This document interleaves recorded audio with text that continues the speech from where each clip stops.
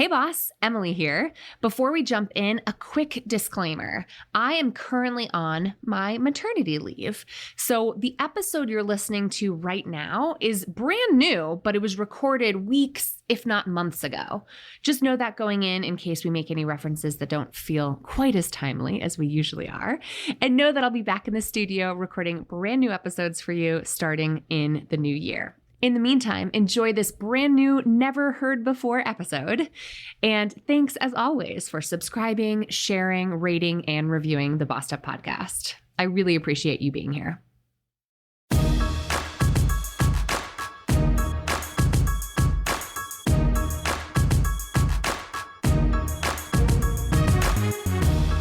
Welcome to the Bossed Up Podcast, episode 482. I'm your host, Emily Aries, the founder and CEO of Bossed Up.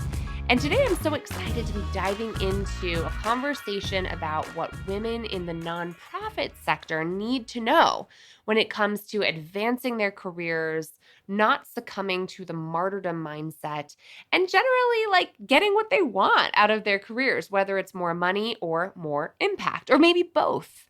Joining me to dive into this topic is Jenny Mitchell, the Chief Visionary Officer of Chavender, where she works closely with leaders to change the world one mission at a time. She's a dynamic speaker, executive coach, fundraising professional, and host of the Underdog Leadership Podcast. She's also the author of Embracing Ambition, Empowering Women to Step Out, Be Seen, and Lead, uniting 12 exceptional women leaders from across North America with a simple goal: to share their leadership stories as a mentorship resource for the next generation of women leaders. Jenny, welcome to the Bossed Up Podcast. I am totally pumped to be here. Thank you. I'm delighted to sit down with you because this is, in my opinion, a long overdue conversation for our listeners here at Bossed Up. We have tons of women who come through our doors from the nonprofit sector, and I never really thought about addressing the challenges and opportunities that exist for women in that sector in particular. So I'm so excited to dive into that topic with you today. First, tell me a little bit about your background and how you became this women's advocate and author and speaker. I love that. So let me back up to I didn't think much about being a girl or a boy growing up. It was, right, Emily? We didn't have these kind of, barriers to ourselves. And I actually did a lot of studying in school. I was a hurdle jumper. I loved school. And I actually studied music, of all things. Classical musician. And I turned 30 and had my first baby. And I ended up having two girls. And I think that was one of the things that I realized as my girls grew up. A lot of the things I thought we'd solved were not actually solved at all. They were just hidden under the rug. So I started noticing patterns and habits, and we're going to talk about the not-for-profit sector specifically. And I pivoted from my work as a musician because of my life as a mom, to be honest. And it was all evenings and weekends. My husband had a regular job. I was like, this is not going to work. And I also had other skills. I knew I had other skills. So I got into fundraising, which was an absolute joy. Fundraising for pianos, ironically. It makes sense, right? We fall through these patterns. But I always kind of followed my curiosity. I raised money for pianos and became a fundraising consultant for over 10 years. And I found the staff in the not-for-profit world were always the bright lights. They were passionate, they were curious, they were kind. And I felt that they were underserved. And if I could focus my energy on them, they could make the change that needed to happen. So rather than writing reports that nobody read, I would focus on the coaching of them. And that's really how I got into executive coaching. And because so many women, and we're going to talk about this, gravitate to not-for-profit, most of my clients have been women, and I've just decided to double down in that sphere. I love that. That's amazing. And I think it's also such a real acknowledgement as someone who's on the cusp right now as we're recording this of my second maternity leave. This episode will come out when the baby's here. Hopefully I'll be enjoying a peaceful maternity leave, as tranquil as one could be at that time. How much that impacts women's careers and realities in every way, shape, and form. So definitely many a conversation have been had on this podcast about that, but it's real. And in a positive way, like, this is not a negative, this is a truly a positive, and the choices we make. And fun fact, I remember going to a career fair when I had a 6-week-old because I knew something had to change. Partly, I was just really excited to be out of the house, if you wanna know the truth. But there was 2 things I looked at, funnily enough, graphic design. I always thought it was kind of a second career in graphic design, and then fundraising. And the lady said to me, "Oh, the great thing about fundraising is it can be very you can work part-time, you can work contract, you can work on projects." I was like, "Sign me up." Yeah, that's wonderful. I'm so glad to hear that. So, over the years, you've worked with many women in the nonprofit sector as a coach. What are the key lessons that you think women in the nonprofit sector really need to know in order to unleash their full potential? Yeah. So let's just throw some stats in here because I think it does kind of strengthen the argument. Because you might feel something, but when you look at the data, 80% of the workforce is women. 80%. And yet at the CEO level, much less represented. We're talking about, I don't know what, I can't think of what the Forbes article that you and I sort of started this banter on, but It's 62%, yeah, of CEOs are women in the nonprofit sector, which is in some ways great because that's more than 50%, as it should be. But this great article in the Harvard Business Review that I will absolutely link to in today's show notes shows that men are disproportionately represented in the nonprofit sector at the highest echelons, right? At the most senior levels compared to the sheer quantity of talented women who are already in the nonprofit sector. yeah, and the, propensity in the nonprofit sector to hire from outside, that happens a lot, to hire someone that seems more qualified, and I couch that. But, okay, couple things to understand. Number 1, I think not-for-profit just is different. You can't take the patterns and habits of the corporate world, which is very bottom line driven, which has a really clear metric of shareholder value, and just flop it over into not-for-profit. It doesn't work, Emily, and we are measuring impact in a different way. Now, there's also, I would say, in the not-for-profit sector, a lot of bad behavior. I'm just gonna call it out, people that end up there because of a passion, but maybe don't have the skills. There's a lot of bad management. And one of the things I say to people when I'm trying to explain the not for profit sector is, okay, imagine you get this new job. You're the CEO of a new organization, and your boss changes, your chair of your board changes every 2 years. There are 9 people who all have influence over you that you must appease all 9 of them, and they all have pet projects that directly impact you, the mission, and your staff. And you're supposed to make that all work while smiling, and by the way, you need to pay for your salary and bring in your own money. It is very, very unique. And I'll just put another rant in here that there's so many of these not-for-profits that we should not have to be doing this kind of work. We should not have organizations that are helping people find food. That should be a basic human right. And then to have to justify your existence. Over and over and over again. Exactly. It's just really messed up. And then the element of donor dollars, which also comes with it, this sort of kid gloves, fear of spending it element. So there you go. That's a couple things. Yeah. Well, I can see how women's likability challenges would be so omnipresent in that context, right? When you've got all of these stakeholders who you need to keep happy, and women have been conditioned to keep everyone happy around us all the time anyway. Being unliked is not an option for women. I can just imagine the gendered tripwires that must exist there. That's right. And also holding boundaries. That's another one, right? One of the pillars of the research, and we're going to talk a little bit about my book, it's called embodied roles. So women tend to over identify with the constituent groups they're representing. And what happens is that the lines become blurred. They're so consumed. And I'm sure you can think of a friend who gets into volunteering to something and just gets taken over, which is beautiful. I'm not saying it's a bad thing, but I think you have to be buyer beware, eyes open, because it can pull on you, Emily, but also your staff's looking to you for direction on leadership and how you behave, and they're watching. Right. So if you martyr yourself for the cause, you're making that the norm and the expectation implicitly, if not explicitly, for others. Okay, let's get into the book. So let's tell me about this new book. Congratulations. Embracing Ambition, Empowering Women to Step Out, Be Seen, and Lead. What went into this new release? That's so exciting. So super chuffed to be here talking about the book. I still say pinch me because for your listeners, this is not something that you birth in less than 9 months like a baby. I've been thinking about this for a long time. And as an academic, I talked about having many degrees in piano performance. This was the pinnacle, having a book. But every time I got to thinking about writing the book by myself in a room, it just seemed really heavy and, to be honest, not a lot of fun. So it sat on a shelf, and I knew that it wasn't gonna happen that way, and so I came back to it and asked myself, "Well, how would it look like fun?" And immediately Jenny, the collaborator, is like, "Well, if I had a whole bunch of women to do it with me and we could go to a nice hotel and we could like workshop it together." And so that's what we did. This is a collaborative book. We met 12 women CEOs across North America. We met in a beautiful hotel in Toronto, Canada, and we workshopped these stories together. And the stories are first person.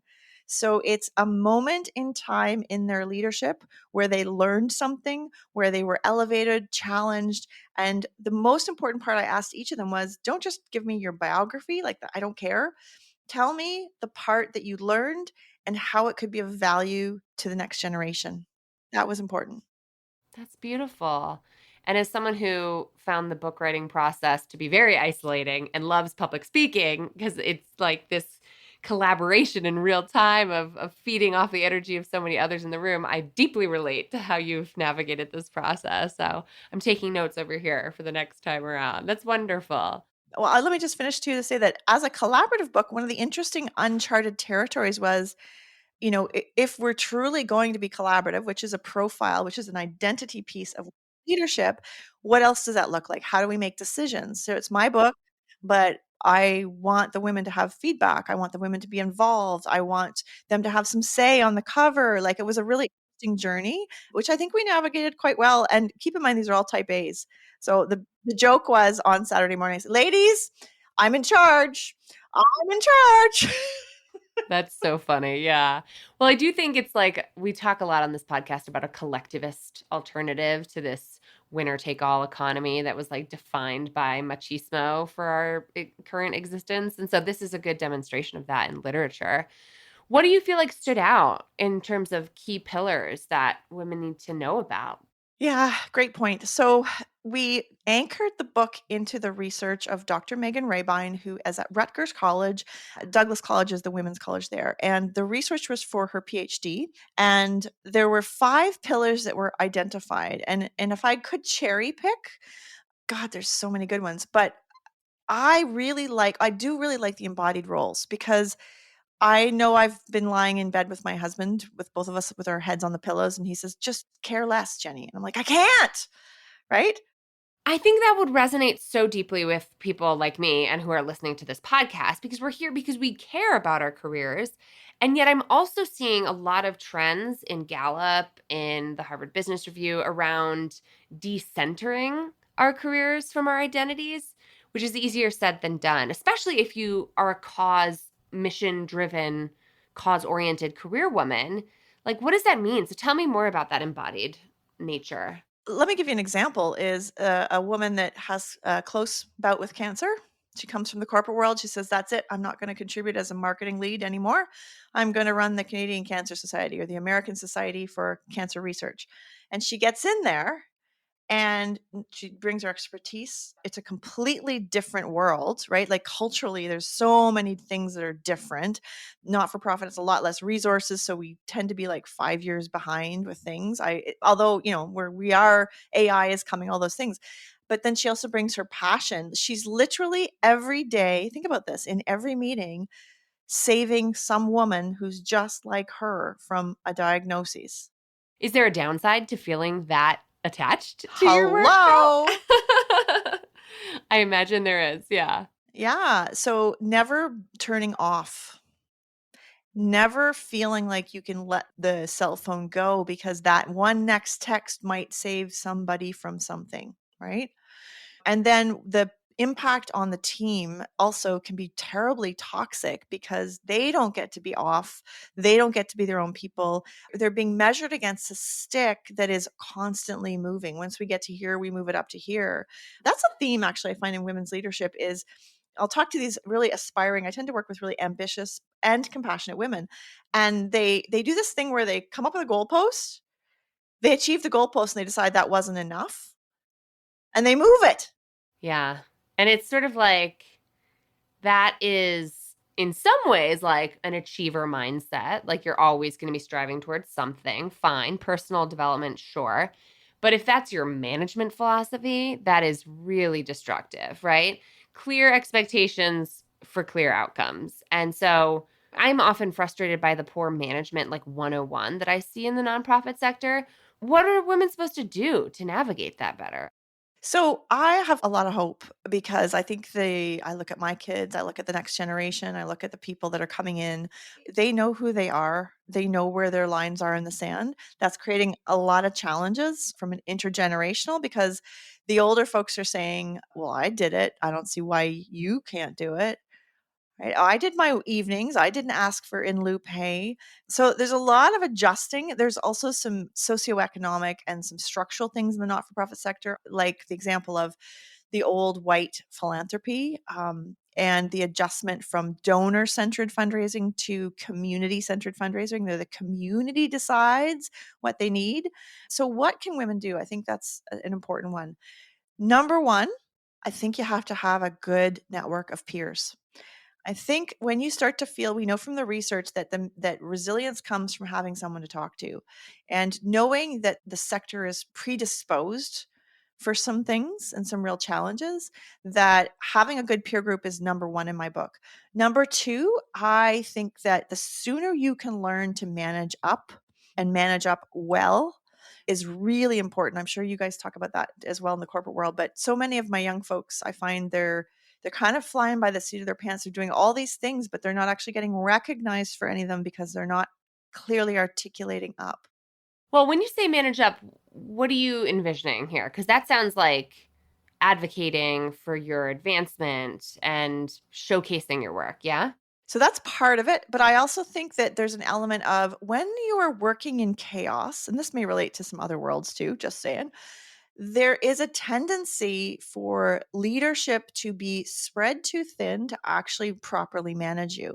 And in which case, you have one of two choices: you accept it and you suffer the consequences of buyer beware, right, on your performance reviews and whatnot, or you decide to take a proactive role with a managing style, which I get so mad when I hear about young people, or not just young people, employees not having time with their bosses, full stop. So, what are your three core pillars for your work? What are the three? And having a regular communication up that's documented. Here's where I'm at with these three things. These are the things I'm looking for. And this is what I'm looking for your help with. Is the part I find. And it's proactive, Emily. It's not just passive. That's what I mean by managing up. I love that. You're basically saying, here's the direction I need from you. Here's the decision I need from you. Here's what I can offer you in terms of options, but tell me what success looks like, and that expectation, like if you're not getting clear expectations from your manager, it's not the end of the story. You can demand them. You can offer them. You can request that clarity and then work with it. I love that. And because the podcast is bossed up, like that just seems like a total bossed up thing to say. It is, And yeah. don't accept, I think there's some complacency that kicks in. And I often use coaching words like, when you're managing up, how do you like to be communicated to Mr. Boss? What's the best way for me? Like proactively asking some of these questions so that you're not kind of lost in the dark, because the person that really does not benefit from that situation is you. You're the one that ends up holding the bag. Totally. I love that question too. So I hear kind of management advice here for those who are managing up. For those who are already in a very senior leader position and who are completely consumed by their work because it's so near and dear to their heart, they've completely martyred themselves for the cause and they do so willingly, whether or not it's consciously, right? How do they begin to attempt to do something differently? I mean, do they have to first care about doing it differently? Like, what if there's no problem as far as they're concerned about working all the time? So you'll see things like job turnovers. You'll see staff that rotates regularly every 2 years. That's the first thing you'll see. Then there's usually a health scare. I hate to be so blunt, but that's very common, right? Somebody has a health scare. Chronic stress will add up, whether you acknowledge it or not. Yeah. We didn't talk about the whole, like, when you push with the goalpost and then you don't get a chance to release the goalpost, to celebrate the goalpost, I mean, in entrepreneurship, I don't know about you, but I spend a lot of time thinking about how I will celebrate. And it's hard because I think we all just kind of jump to the next file. But how will I celebrate this achievement? How will I acknowledge my contributions? And I think we need to have those releases so that we can get back into the fold. And the other thing that happens in not for profit is we conflate our sense of not enoughness gets conflated with the not enoughness of the mission, or not enoughness of helping, right? And then it's very hard to untangle the whole piece, and it's counterintuitive. We're not moving any faster when we're tired. We're not moving any faster when we're exhausted, or we can't come up with any new ideas because we've been sitting at this desk the whole time and watching the exact same screen.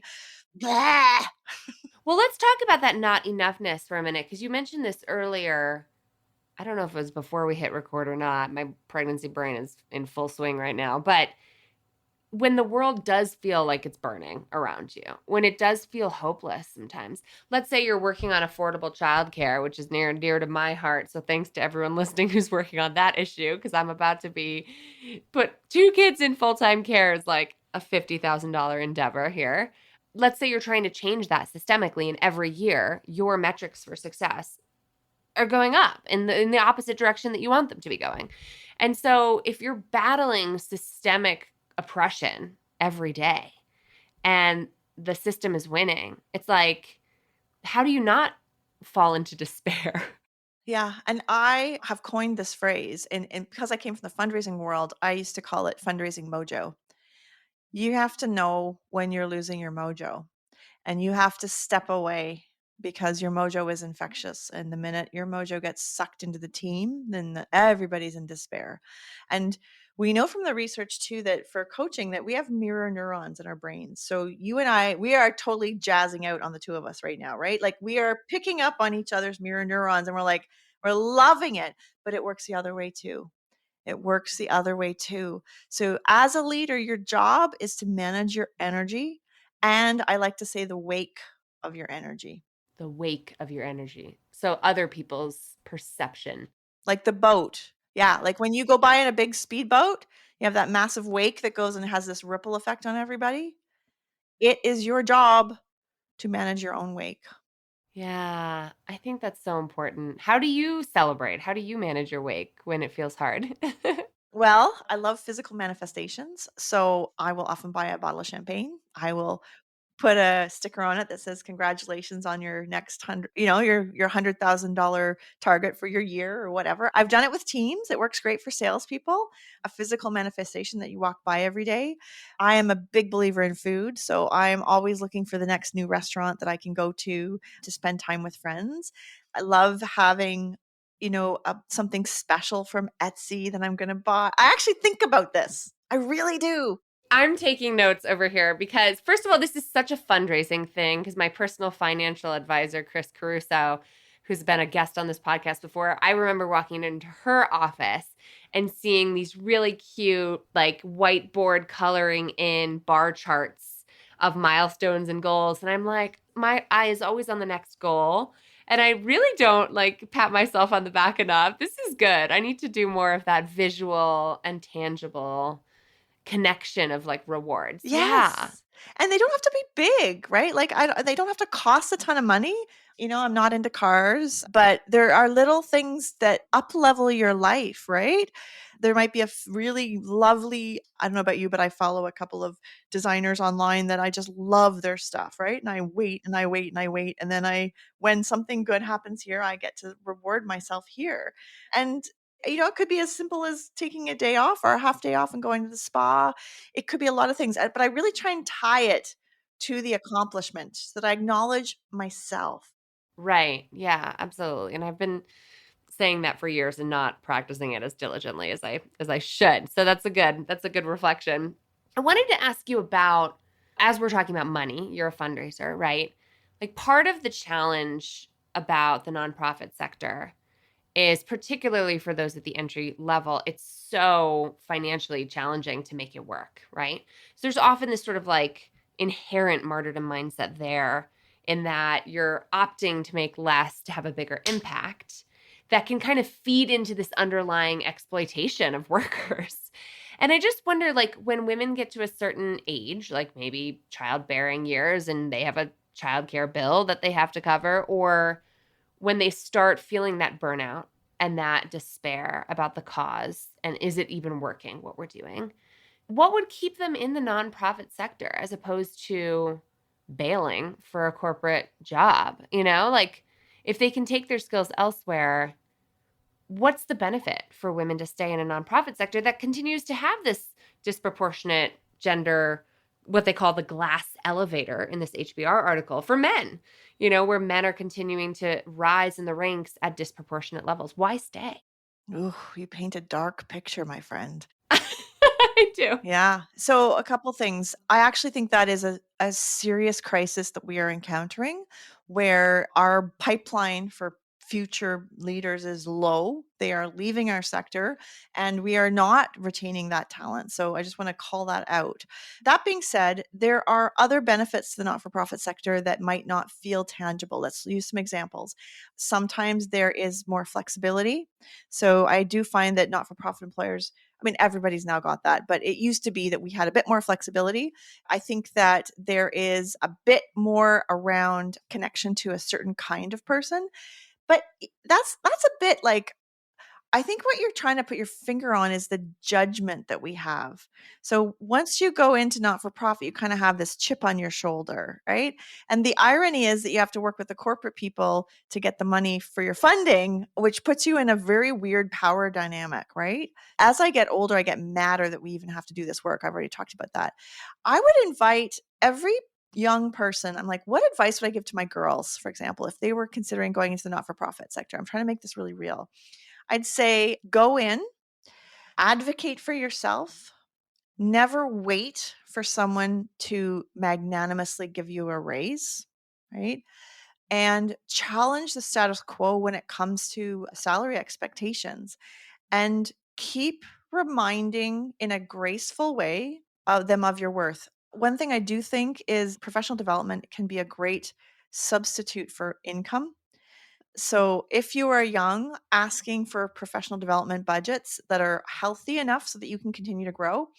And if you are fortunate enough to be on the marketing or the fundraising side, those are two sides that you should be able, like sales, you should be able to pitch. We can't do it on amount raised, like percentages, because there's some rules around it, but you can do it on bonuses. So if I bring in 100,000 people, $100,000 extra this year, there's a bonus attached. So you can manage it that way. And then I think the last thing I would say is know what your personal goals are and don't give up those personal goals for a professional goal. So if one of your personal goals is to have this big, beautiful house with the matching picket fence and you don't want to give that up, don't give it up. Find a way to transfer. Yeah, I mean, I think you're right in like pushing back on the assumption that it has to be this way.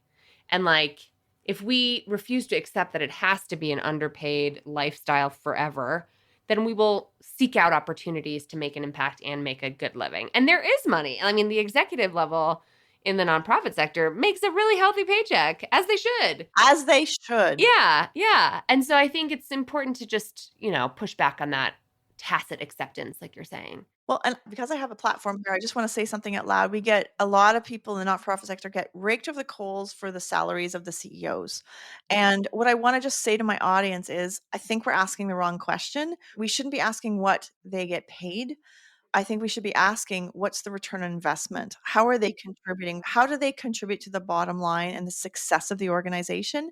Because it's not a sum zero, right? If I can spend $600 on ads for my book and make $1,200 on sales, that's a good investment. So I think we get caught up on the wrong topics because you're in charity, you're not supposed to make a lot of money. I think that's really messed up because don't we want the best people? To your point, don't advocate for the best people in the roles and not to be afraid of asking for a raise and be okay with a no, or can we stagger this out? And let's advocate for everyone to get paid more, right? It's not like let's take from her at the top but to pay everyone else. No, let's make sure that grant funding allows for unrestricted funding, right? Like overhead. Yeah, let's pay for the people to actually deliver the goods, not just the goods themselves. Well, we could talk obviously forever about this. I want to create some space if there's anything final that you'd like to leave our listeners with before we move on to sort of our closing question here. But any final takeaways that you want women in the nonprofit sector to leave with? I feel if I was to go back, and I partly I have this gift because my kids are kind of just hitting beginning of the years of working. I wish I had more of a voice back then. I think I definitely sat on the sidelines more than I would have liked, and I definitely played the game. Oh my God, the pleaser part, please, such a thing. And I encourage everybody to enjoy making those waves, to not be afraid to ask questions, to let go of the perfectionism and be your whole self sooner. It's a lot easier when you have more gray hair, trust me. But I wish I'd done it earlier. It feels freaking amazing, and you know you and trust you. Mm, I love that. It's beautiful. Thank you so much, Jenny, for sharing your insights and experience with our listeners today. Where can we learn more about you and your book and your business and all the great things that you're up to? Oh, amazing. So the book is on Amazon. So that's probably the best way. Embracing Ambition. You can Google it. My website has all of my stuff, all my contact information. I am Jenny at chavender.com. That's Chavender like lavender, but with a CH at the beginning. Sidebar, Chavender is a fish that can survive in freshwater, saltwater, murky water. I thought it was a great analogy of adaptability for leadership. So that might stick in your listeners' ears. I love it. I will drop all of those relevant links that we just talked about in today's show notes as well. Jenny, thanks again for being here. It's been a real pleasure, and I just might want to invite all of you listening, go be great. For links to everything Jenny and I just discussed, head to bossedup.org/episode 482. That's bossedup.org/episode 482. You'll also find a full transcript and a corresponding blog post highlighting Jenny's key points that's really easy to read and share. And now I want to hear from you. What did you make of today's conversation? Are you a woman in the nonprofit sector? What challenges and issues that we talked about resonated with you? What did we miss? Because I'm sure there are more to be discussed. I'm really curious too how you've navigated the gender realities or gender politics in the nonprofit sector yourself. Have you worked with men? Have you worked with a lot of women? I presume yes. Have you worked with women leaders? Have you seen good management in the nonprofit sector? What does that look like? How do we make that the norm? And how do we level the playing field so that the amazing sheer volume of qualified women in the nonprofit sector can rise in the ranks in equal numbers to their male counterparts? I would love to keep this conversation going, as always, in the Bossed Up Courage community on Facebook and the Bossed Up LinkedIn group. And until next time, let's keep bossin' in pursuit of our purpose, and together, let's lift as we climb.